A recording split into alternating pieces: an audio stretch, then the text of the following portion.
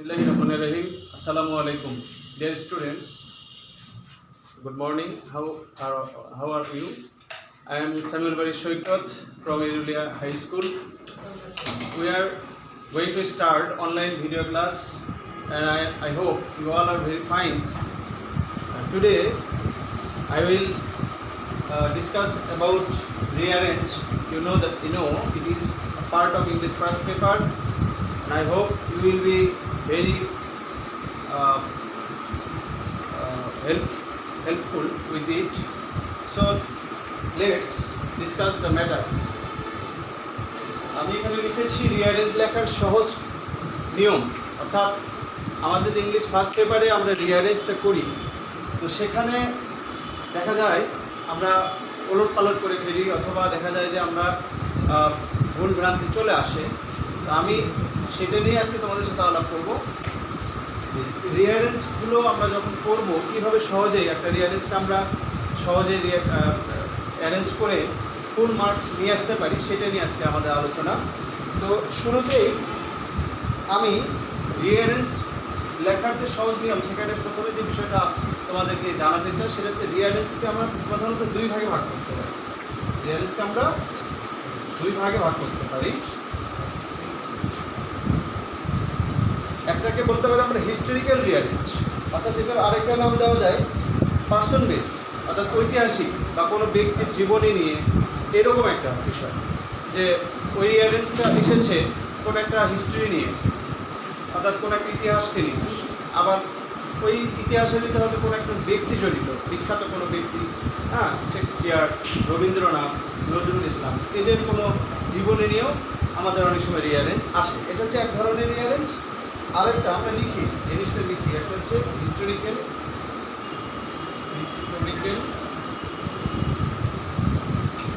অথবা সেটাকে বলতে পারি পার্সন বেসড।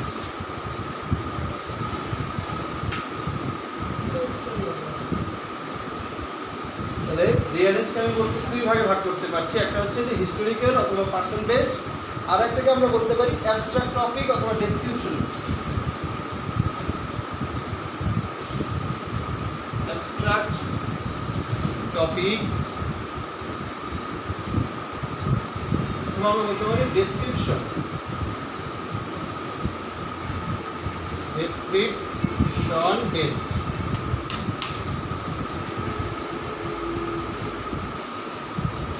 অ্যাবস্ট্রাক্ট টপিকস যেটা, সেটা হচ্ছে কোনো একটা ভাবের ওপর, যে যেমন ধরো যে আমাদের সমাজে চলাফেরা কীভাবে করতে হয়, তো অনেক সময় আমরা সেই ধরনের কিছু ভাবমূলক বিষয়গুলো রিয়ারেঞ্জে উঠে আসে। অথবা আরেকটা আমাদের ডেসক্রিপশন বলতে বর্ণনামূলক, যে কোনো কিছু বর্ণনা, কোনো একটা স্থানের বর্ণনা হতে পারে, কোনো একটা নদীর বর্ণনা হতে পারে, কোনো একটা ঐতিহাসিক জায়গার বর্ণনা হতে পারে, এরকম করে আমাদের অনেক সময় রিয়ারেঞ্জগুলো থাকে।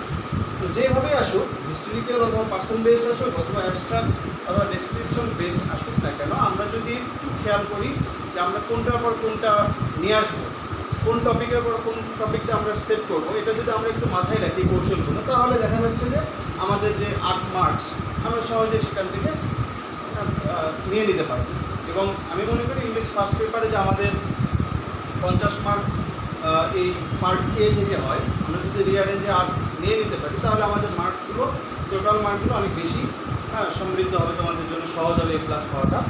তো আমরা এখন এইগুলোতে আলোচনা করব যে কোন টপিকগুলো কোনটার পর কোনটা আমরা সাজাবো, সেই কৌশলগুলো নিয়ে আলোচনা করব। প্রথমে আমরা যদি এক নম্বরে যদি হিস্টোরিক্যাল বা পার্সন বেসড রিয়ারেঞ্জ করার নিয়মটা আমরা দেখি।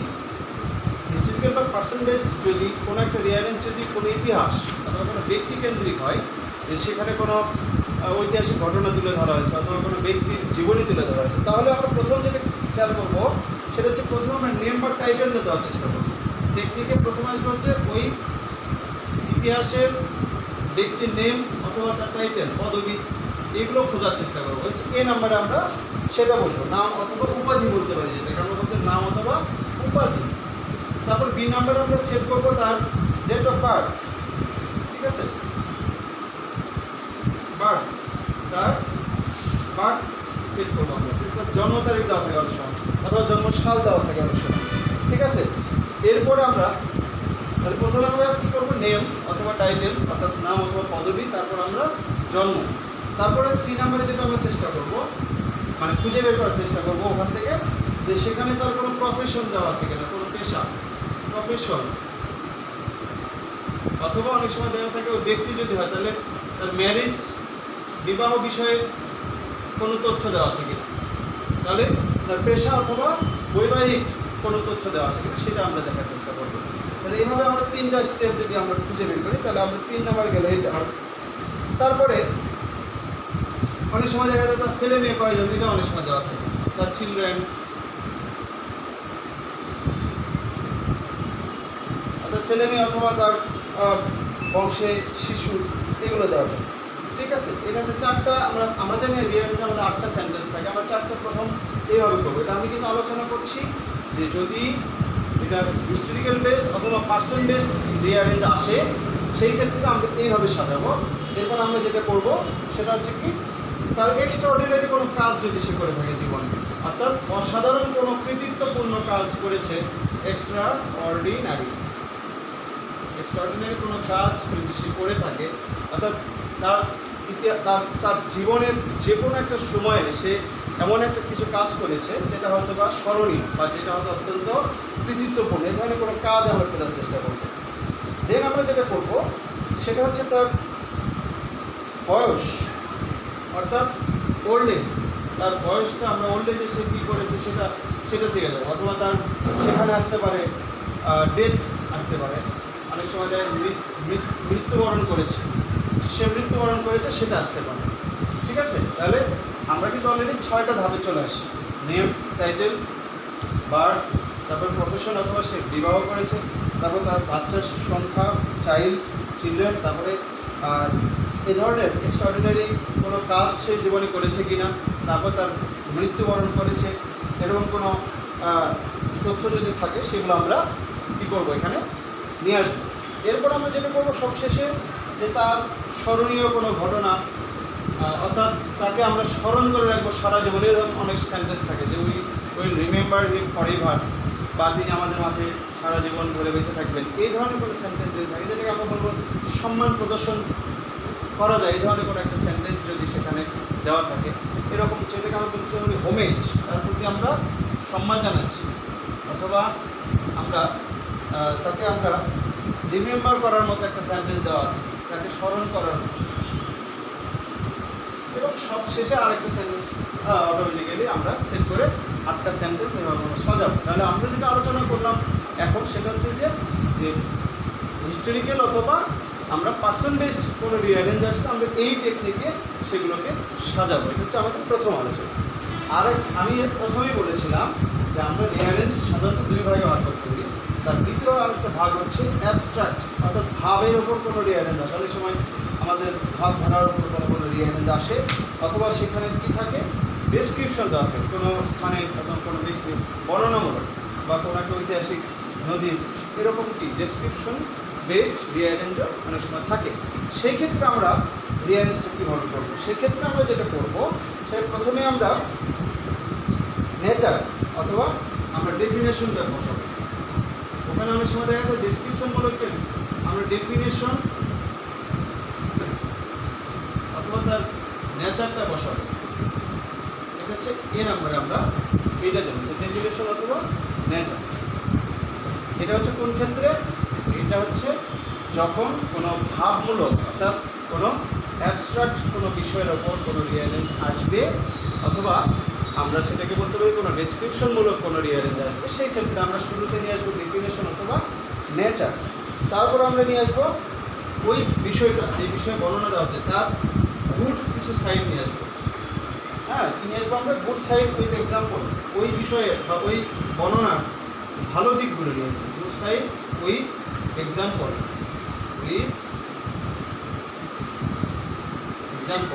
অর্থাৎ ভালো দিকগুলো নিয়ে আসবো উদাহরণসহ। যে ব্যক্তির বর্ণনা দিচ্ছি অথবা যে স্থানের বর্ণনা দিচ্ছি সেইটা ভালো দিকগুলো উদাহরণসহ নিয়ে আসবো। পরের ধাপ, এটা আমরা বলছি রিয়ারেঞ্জ করার ক্ষেত্রে যদি সেটা ডেসক্রিপশনমূলক রিয়ারেঞ্জ হয় অথবা সেটা যদি অ্যাবস্ট্রাক্টমূলক রিয়ারেঞ্জ হয়, সেক্ষেত্রে প্রথমে আমরা নিয়ে আসবো ডেফিনেশন অথবা নেচার, তারপরে আমরা নিয়ে আসবো তার যে ভালো দিকগুলো, গুড সাইডগুলো, ওর গুড সাইড কী কী আছে, এবং সেগুলো উদাহরণ সহজে দেওয়া থাকে ওই রিয়ারেঞ্জের, সেই জিনিসগুলো আমরা নিয়ে আসবো। এরপরে যেটা চেষ্টা করবো যে ব্যাড সাইড কী কী আছে ওই জায়গার বা যেটা বর্ণনা দেওয়া হচ্ছে তার ব্যাড সাইড কী কী আছে সেই ব্যাড সাইডগুলোকে আমরা দেখি। এটাও ব্যাড সাইডস উইথ এক্সাম্পল। যে কোনো একটা বিষয়ে ভালো মন্দ দুইটা দিক থাকে, আমরা প্রথমে যেটা করব ভালো দিকগুলো প্রথমে সেট করব, চেষ্টা করব যে ভালো দিকগুলো আগে নিয়ে আসা, তারপর আমরা তার খারাপ দিকগুলো অর্থাৎ ব্যাড সাইডস উইথ এক্সাম্পল, অর্থাৎ ওই স্থানের অথবা ওই ব্যক্তির যে আমরা বর্ণনা দিতে যাচ্ছি অথবা ভাব ওই একটা ভাবের বর্ণনা দিতে যাচ্ছি, তখন দেখা যাচ্ছে আমরা ভালো দিকগুলো একটা বললাম এবং আমরা খারাপ দিকগুলো বললাম। এইভাবে আমরা নেক্সট ধাপে যাব। তারপরে আমরা কী করব, যে কোনো একটা বিষয় ধরো সমাধান মানে এটার সমস্যামূলক কিছু অর্থাৎ ভাবের এটার থেকে আমরা এইরকম করলে মানে আমরা কী কী করা উচিত এর জন্য, মানে আমাদের ধরো যে পরিবেশের পরিচ্ছন্নতা নিয়ে কোনো একটা রিয়াজ আসছে যে আমাদের এখানে শব্দ দূষণ বায়ু দূষণ নিয়ে আলোচনা করা হচ্ছে, সেটার ভালো দিক খারাপ দিকগুলো আলোচনা করলাম। এরপর আমরা ওই শব্দ দূষণ বা বায়ু দূষণের কী কী করা উচিত অর্থাৎ সমাধানের উপায়গুলো তারপরে ধাপে সেট করবো যে আমাদের কী করা উচিত। এই ধরনের যে বাক্যগুলো যে আমাদের পরিবেশকে রক্ষা করার জন্য আমাদের শব্দ দূষণ কমাতে হবে, বায়ু দূষণ কমাতে, তাহলে এটাকে বলতে পারি আমরা সমাধানের উপায়। এই ধরনের বাক্যগুলো তারপরে নিয়ে আসবো, যেটাকে আমরা বলতে পারি মেথডস অফ সলভ। এটাকে বলতে পারি আমরা মেথডস অফ সলভ, অর্থাৎ আমরা কীভাবে এগুলোকে সমাধান করতে পারি সেই ধরনের সেন্টেন্সগুলো এর পরের ধাপে আমরা বসাবো। এবং এটার মোটামুটি সব শেষের দিকে আমরা সেট করবো হচ্ছে কনক্লুডিং লাইন। আমরা জানি কনক্লুশন মানে হচ্ছে উপসংহার। তাহলে ওই যে বললাম যে কোনো একটা বর্ণনামূলক অর্থাৎ ভাবগত কোনো একটা রিয়ারেঞ্জের ভাবগত কোনো একটা রিয়ারেঞ্জের দেখা যায় যে প্রথমে থাকে তার বর্ণনা, তারপরে ভালো দিকগুলো, তারপর তার খারাপ দিকগুলো, তারপর আমরা এই সমস্যাকে কীভাবে সমাধান করতে পারি সেই সেন্টেন্সগুলো চলে আসে। এরপরে কি আসে, সব শেষে আমাদের সবার কী করা উচিত এই ধরনের একটা দেওয়া থাকে যে তাহলে আমরা সমাজটাকে যদি রক্ষা করতে চাই, পরিবেশটাকে যদি রক্ষা করতে চাই, অথবা আমাদের ওখান থেকে যদি আমাদের যুবক সমাজকে যদি, যেমন আমাদের অনেক সময় থাকে যে ব্যাড ইফেক্টস অফ স্মোকিং, ধূমপানের খারাপ কুফলগুলো দেখা যাচ্ছে, তখন আমরা শেষে কী লিখি যে আমরা সবাই ধূমপান পরিহার করে একটা সুন্দর সমাজ ব্যবস্থা গড়ে তোলা উচিত। তাহলে এই যে কনক্লুডিং লাইনগুলো শেষের দিকে থাকে যে আমাদের সব শেষে সবাই মিলে কী করা উচিত, এই লাইনগুলো আমরা সব শেষে নিয়ে আসি। তাহলে আজকের যে বিষয়টা আমরা আলোচনা করছি যে এখানে দেখা যায় যে আমাদের যে 8টা সেন্টেন্স আমরা অনেক সময় দেখা যায় ঘর করে নিই, ঘর করে নিয়ে কী করি আমরা এভাবে 8টা ঘর করি, 1 2 3 4 5 6 7 8, এর সময় 1 2 3 4 5 6 7 8। এখন আমরা দেখা যায় যে প্রথমে হয়তো জি নাম্বারটা একে আসবে, তখন আমরা জি লিখি। এরপরে কী করি আমরা হয়তো অর্থাৎ ই নাম্বারটা 2 আসবে, তখন ই লিখি। এখন সমস্যা হয় যদি আমার একটা অর্ডার যদি ভুল হয়ে যাচ্ছে, একটা যদি প্লেসমেন্টটা ভুল হয়ে যাচ্ছে, তাহলে একই সাথে 2 থেকে 3টা নাম্বার আবার চলে যাওয়ার একটা পসিবিলিটি তৈরি হচ্ছে। এই জন্য এখানে খেয়াল রাখতে হবে যে খুব সেন্সিটিভলি একটু বুঝে শুনে যদি আমরা সেট করি। তবে আমি ব্যক্তিগতভাবে মনে করি, যেহেতু আমি তোমাদের স্কুলে অনেকদিন ক্লাস নিচ্ছি, আমার যেটা ধারণা সেটা তোমাদের উপরে, এটা আসলে আমার ধারণা এবং আমার তোমাদের পর্যবেক্ষণ করার পর যেটা আমার মনে হয়েছে সেটা হচ্ছে তোমাদের কিন্তু যে দুর্বলতা আছে সেটা হচ্ছে রিয়ারেঞ্জ বা যে কোনো টপিক ভালো করতে হলে মানে মিনিংগুলো তোমার আগে ক্লিয়ার হতে হবে। তুমি একটা সেন্টেন্স পড়ে তার অর্থটা ঠিকভাবে করতে পারছো কিনা, এটা একটা গুরুত্বপূর্ণ বিষয়। কারণ তুমি যদি অর্থ করতে না পারো তাহলে তুমি তো বুঝবাই না কোনটার পর কোনটা সেট করবে। এই জন্য ফার্স্ট অফ অল তোমাকে ভোকাবুলারিতে খুব ভালো হতে হবে, যে তুমি একটা লাইনের মিনিং বলতে পারলা, তাহলে তুমি বাংলায় যখন তুমি নিজে নিজে মনে বুঝলা সেটা এই, তাহলে কিন্তু পরের ভাবগুলো তোমার জন্য সহজ হবে। এই জন্য আমি যেটা মনে করি যে এই কৌশলগুলো তো আমাদের শিখতেই হবে, পাশাপাশি যেটা করতে হবে সেটা হচ্ছে যে আমাদের ওয়ার্ড মিনিংয়ে ভালো হতে হবে, ভোকাবুলারিতে ভালো হতে হবে। কারণ তুমি ওয়ার্ড মিনিং জানো না, এখন দেখা যাচ্ছে সেন্টেন্স কোনটা পরে কোনটা সেট করবো, তখন তুমি তো অর্থ তুমি তৈরি করতে পারছো না। সেই জন্য আমাদের কৌশলগুলোর পাশাপাশি তোমার ওয়ার্ড মিনিংয়েও দক্ষ হতে হবে। এবং তার জন্য আমাদের যে ইংলিশ ফার্স্ট পেপারের যে টেক্সট বুকগুলো আছে, এগুলোর অসংখ্য নতুন নতুন ইংলিশ আমাদের আছে, সেগুলো আমরা তো শিখবো। পাশাপাশি আমাদের রিঅ্যারেঞ্জের জন্য যে আমাদের যে এক্সারসাইজ বুকগুলো আমরা কিনি বাজার থেকে অথবা স্কুলের যে বোর্ড বইগুলো দেওয়া হয়, সেখানেও যে যতগুলো এক্সারসাইজ দেওয়া আছে বেশি বেশি প্র্যাকটিস করতে হবে। প্র্যাকটিস করতে গিয়ে দেখা গেছে তোমার যেগুলো সমস্যা সেগুলো অটোমেটিক্যালি দূর হবে। কৌশল তো আমাদের শুধু শিখলে হবে না, প্রয়োগ করতে হবে। তাহলে প্রয়োগ করতে হবে কখন? আমরা যখন প্র্যাকটিস করবো, বেশি বেশি প্র্যাকটিস করবো, অর্থ জানবো, তখন আমার দেখা যাবে 50 থেকে 60টা যদি আমি টপিকের ওপর প্র্যাকটিস করি, একটা সময় দেখা যায় পরীক্ষায় দেখা যায় এর ভিতর থেকে কিন্তু আমরা কমন পেয়ে যাই, তো তখন জিনিসটা সহজ হয়। সুতরাং আজকে যে বিষয়টা নিয়ে আলোচনা করা হলো রিয়ারেন্স লেখার সহজ নিয়ম, এটা কৌশলগুলো আমি তোমাদেরকে শিখিয়ে দিলাম, অথবা তোমরা আরও পরবর্তীতে বিভিন্নভাবে শিখবে। কিন্তু পাশাপাশি যে কথাটা না বলে না, সেটা হচ্ছে যে ভালো করার জন্য কৌশলের পাশাপাশি চর্চার কোনো বিকল্প নেই। এবং আমরা যেটা সমস্যা করি সেটা হচ্ছে ক্লাসে আমরা কৌশলগুলো শিখিয়ে দিই ঠিকই তোমাদের, তোমরা কিন্তু বাসায় বসে বসে সেগুলো চর্চা করো না।